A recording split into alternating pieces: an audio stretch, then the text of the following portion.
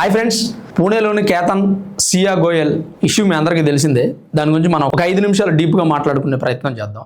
సింపుల్గానే ముగించేస్తా. యాక్చువల్గా ఏంటంటే కేతన్ సియా వీళ్ళిద్దరూ అరేంజ్ మ్యారేజ్ చేసుకుందాం అనుకున్నారు. పెద్దలు కుదిరించారు. ప్రీ వెడ్డింగ్ షూట్ కోసం లోహగఢ్ ఫోర్ట్కి వెళ్ళారు.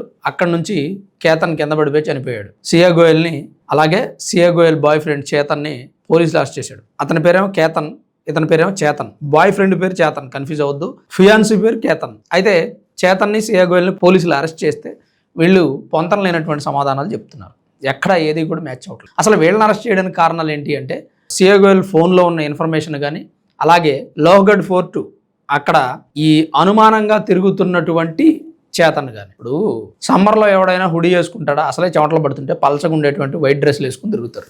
వీడు హుడీ వేసుకుని అక్కడక్కడ అనుమానాస్పదంగా తిరగడం, సియాతో సైకిల్ చేయడం. ఈ సీసీ ఫుటేజ్ తీసుకున్న పోలీసులు వీళ్ళిద్దరిని అరెస్ట్ చేస్తే వీళ్ళు చెప్పేటువంటి మాటలు ఏంటంటే, యాక్చువల్గా నాకు కేతన్ని పెళ్లి చేసుకోవడం ఇష్టం లేదు. నేను ఆ విషయం చేతన్కి చెప్పాను.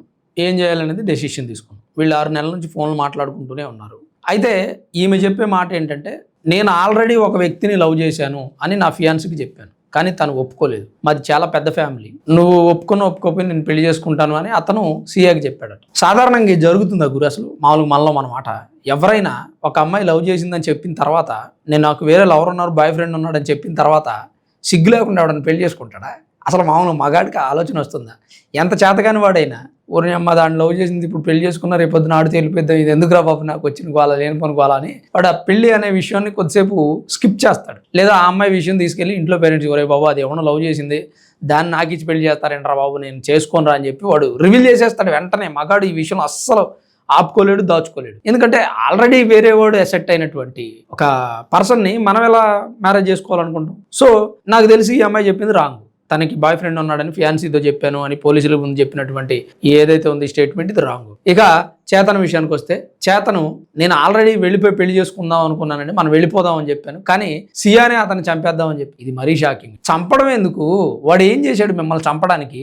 ఆల్రెడీ ఒకసారి మర్డర్ ప్లాన్ చేశాడు వీళ్ళు. అదే లోహగఢ్ ఫోర్ట్ మీద కేతన్ని తీసుకుని వెళ్ళింది. కేతన్ అక్కడ నుంచి కింద పడిపోయాడు. ఏంటి తోసేసావంటే, నీ పక్కన పాముంది, నేను కాటేస్తుంది అని భయపడి తోసి. ఎంత ఫూలిష్గా ఉందండి ఇది. వినడానికి చాలా ఇబ్బందికరంగా అనిపించట్లా మనకి. అమ్మాయిలు ఎంత కమర్షియల్గా తయారయ్యారంటే, అసలు వాళ్ళకి అంటే అందరు అమ్మాయిలు కాదులేండి, మళ్ళీ కొంతమంది అమ్మాయిలు నా మీద పడిపోతారు. అందరు అమ్మాయిలు కాదు, కొంతమంది మాత్రం జెన్జీ యూత్లో కొంతమంది ఉన్నారు. వాళ్ళు ఎంత దరిద్రంగా తయారయ్యారంటే, వాళ్ళకి ప్రాణం విలువ తెలియదు, మనిషి విలువ తెలియదు, ఫ్రెండ్షిప్ విలువ తెలియదు, తల్లిదండ్రుల విలువ తెలియదు, సొసైటీ విలువ తెలియదు, స్టడీ విలువ తెలియదు. అసలు వాళ్ళకి ఏం అవసరం లేదండి.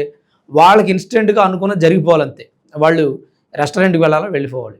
ఫాస్ట్ ఫుడ్ తినాలా, తినేసేయాలి. లాంగ్ డ్రైవ్కి వెళ్ళాలా, వెళ్ళిపోవాలి. ఫ్రెండ్తో మాట్లాడాలా, మాట్లాడేయాలి. ఇమీడియట్గా ప్రతిదీ ఇన్స్టెంట్గా జరిగిపోతేనే తప్ప వాళ్ళు ఎవ్వడి మాట వినరు, ఎవరిని కేర్ చేయరు. తేడా వస్తే చేతులు కోసేసుకుంటారు, కాళ్ళు కోసేసుకుంటారు, గగ్గులు పెడతారు, అరుస్తారు, కేసులు పెడతారు, వాళ్ళే తప్పు చేసి ఎదుటోండి అంటారు. ఇలాంటి పరిస్థితి ప్రస్తుతం ఉన్న జంజీ యూత్ మైండ్లో ఉంది. అచ్చం అమ్మాయిలని నేను చెప్పట్లేదు, అబ్బాయిలు కూడా కొంతమంది సైకోగాళ్ళలాగా తయారయ్యారు. వాళ్ళలో కొంతమంది ప్రాణాలు తీయడానికి కూడా వెనకాడట్లేదు. ఈ మధ్యకాలంలో జరిగిన హత్యలన్నీ కూడా జంజీ యూత్ వల్ల జరిగినవే. ఎక్కువ మంది ఆడవాళ్ళు కుర్రాళ్ళని చంపి డ్రమ్ములో బాతేయడం, సైలెంట్గా చంపేయడం, లేదంటే సుపారి గ్యాంగ్తో లేపిచ్చేయడం, ఈ వార్తలే మనం ఈ మధ్య చూస్తాం. ఇది కూడా అలాంటి కేసే, కాకపోతే ఇది కాస్త డిఫరెంట్.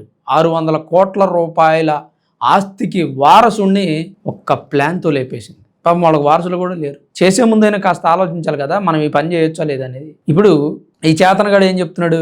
తనే చంపేద్దామని చెప్పింది, ప్లాన్ చేస్తాను, నేనున్నాగా, నీకేంట్రా బాయ్, నేనున్నాగా, ఐఎమ్ హియర్, డోంట్ ఫియర్ అని చెప్పింది. అందుకే నేను కూడా ధైర్యంగా అని చెప్పి వెళ్ళాను. ఇద్దరు కలిసి పాపం అమాయకుడు, వాడికి ఏం తెలియదు. పైగా వాడి మీద ఏవేవో అబండాలు వేస్తున్నారు. వాడికి ఆ ప్రాబ్లం ఉంది, ఈ ప్రాబ్లం ఉంది అని. సరే, మీకు ఏ ప్రాబ్లం ఉంటే మీకెందుకు, మీరు పెళ్లి చేసుకోకుండా ఉంటే సరిపోయాయి. లేకపోతే చేతనగానే తీసుకుని ఇక్కడ నుంచి వెళ్ళిపోయినట్టయితే ఒక ప్రాణమానం నిలబడేది. అంటే క్షణికావేశంలో తీసుకుంటున్నటువంటి నిర్ణయాలు గురు నిజంగా ఈరోజు సొసైటీని అంత దరిద్రంగా మార్చేస్తున్నాయంటే, వీళ్ళు చేసినటువంటి ఈ పనిని రేపు ఎవరైనా అమ్మాయి తన బాయ్ ఫ్రెండ్నో ఫియాన్సీనో హత్య చేయాలంటే ఈ వీడియో చూస్తుంది. వీళ్ళు కూడా సోషల్ మీడియాలో వీడియోలు చూశారంట. ఎలా చేయాలి, ఏంటి, ఎలా హత్య చేయొచ్చు, మన మీదకి రాకుండా ఎలా చేయొచ్చు, మనం ఎలా తప్పించుకోవచ్చు, సింపుల్గా ఎలా చంపొచ్చు, ప్రాణం ఎలా తీయొచ్చు. ఏంటండి వామ్మో, ఎంత క్రూయల్గా ఉన్నారేంటి, అసలు నాకు అర్థం కావట్లేదు. తర్వాత ఆ చేతనగాడు వాడు ఏం చెప్తున్నాడంటే, వెళ్ళిపోయి పెళ్లి చేసుకుందాం అనుకున్నా కానీ చంపేద్దాం ఉంది. అంటే ఇప్పుడు వీడియోని చెప్పిన ఆ అమ్మాయి అని చెప్పిన చివరగా పడేది మాత్రం చేతన బాబాయ్ కాడికి పడింది. ఎందుకంటే వాడు మగాడు కాబట్టి, పైగా ఆ మర్డర్ కేసులో వీడు ఇన్వాల్వ్ అయి ఉన్నాడు కాబట్టి. ఇప్పుడు ఈ సియా గోయల్ తల్లిదండ్రులు ఏమంటారంటే, నిజంగా నా బిడ్డ తప్పు చేసి ఉంటే చంపేసేయండి, తన కూడా అక్కడ నుంచి తోసేయండి అంట. నిజంగా తల్లిదండ్రులు మంచోళ్ళండి బాబు, ఈ బిడ్డ యొక్క క్రూయాలిటీని తెలుసుకోగలిగారు. ఇలాంటి పరిస్థితి ప్రస్తుత సమాజంలో ఉంది. ఇదంతా నేను మీకు ఎందుకు ఎక్స్ప్లెయిన్ చేస్తున్నానంటే, ఇది చాలా ఇంపార్టెంట్ మ్యాటర్ కూడా కాదు కదా బ్రో, ఎందుకు నువ్వు టైం వేస్ట్ చేసి ఒక 5 నిమిషాలు వాళ్ళ గురించి మాట్లాడుతున్నావు. జంజీ యూత్ తెలుసుకుంటే రేపు ఒకళ్ళు ప్రాణం తీయాలి అంటే, వేరే వాళ్ళని ఇబ్బంది పెట్టాలి అంటే, దానివల్ల జరిగేటువంటి కాన్సిక్వెన్సెస్ ఏంటి అనేది తెలుసుకోగలుగుతారు. ముందు జరగబోయే పరిణామాలను అంచనా వేయకుండా మన మనసుకు నచ్చిన పని చేస్తే చాలామంది ఇబ్బంది పడతారు. ఒక 90s బ్యాచ్ కానీ, 80s బ్యాచ్ కానీ, 70s బ్యాచ్ కానీ ఎవడైనా ఒకరిని లవ్ చేస్తే, అమ్మాయి కానీ అబ్బాయి కానీ లవ్లో ఉంటే ఆ విషయం పేరెంట్స్కి చెప్పడానికి కూడా 100 సార్లు ఆలోచించేవాళ్ళు. అరే నేను ఇప్పుడు వీడిని పెళ్లి చేసుకుంటే రేపు నా ఫ్యామిలీ ఏమవుతుంది, నా ఫ్యామిలీ అంతా నన్ను దూరం పెడతారేమో, రేపు వాడి ఫ్యామిలీ వాడిని దూరం పెడతారేమో, మీ ఇద్దరమే కలిసి బతకాల్సి వస్తుంది. సో మీ ఇద్దరం కలిసి బతికే కన్నా వాడికి నచ్చిన పెళ్లి వాడు చేసుకుంటాడు, నాకు నచ్చిన పెళ్లి నేను తల్లిదండ్రుల కోసం చేసుకుంటా, తర్వాత నా ఫ్యామిలీ నాతో ఉంటుంది, ప్రేమించాను గొప్పగా విడిపోయామనేటువంటి అనుభూతి మాకు మిగులుతుందని చెప్పి హ్యాపీగా విడిపోయి తల్లిదండ్రుల కోసం వేరే పెళ్లి చేసుకున్నాం. కాస్త 90s బ్యాచ్కి వచ్చేప్పటికి ఏం చేసేవాళ్ళు అంటే, ప్రేమించుకున్నాం, పెళ్లి చేసుకుందాం అనుకుంటున్నాం, మా పేరెంట్స్ ఒప్పుకోవాలి, ఖచ్చితంగా ఒప్పించే ప్రయత్నం చేస్తాం, ఒప్పుకోలేదనుకోండి అప్పుడు విడిపోతాం, లేదా వాళ్ళు ఒప్పుకోలేదు కాబట్టి పెళ్లి చేసుకుంటాం. అంటే సెకండ్ స్టెప్ తీసుకోగలుగుతున్నారు. ఫస్ట్ స్టెప్ ఏంటంటే పేరెంట్స్కి ప్రిఫరెన్స్ ఇస్తున్నారు. అత్తారింటికి దారేదిలో చెప్పినట్టు నాకు చెప్పాలి, నన్ను ఒప్పించాలి, సంవత్సరం పడుతుంది, 2 సంవత్సరాలు పడుతుంది, అయినా నేను ఒప్పుకోను, ఇప్పటికీ నా మనసు కరగదు, అప్పుడు చేసుకో నువ్వు పెళ్ళి. అంతేగాని ఇలా ఒకరిని తీసుకొచ్చి నా ముందు నిల్చోబెట్టి పెళ్లి చేసేసుకుంటాను అంటే దద్దమలం అయిపోతాం అన్నట్టు. ఒకప్పుడు పరిస్థితి అలా ఉండేది, ఇప్పుడు అలా లేదు. నువ్వు నన్ను పెళ్లి చేసుకోవాలనుకున్నావు అనుకో, సాయంత్రానికి ఏదో గుళ్ళో తాళి కట్టేసుకొని వచ్చేస్తున్నావు. అది కూడా కుదరలేదనుకో, ప్రేమించినోడి కోసం తల్లిదండ్రులను చంపేస్తున్నారు. ఎన్ని న్యూస్లు చూడడం మనం.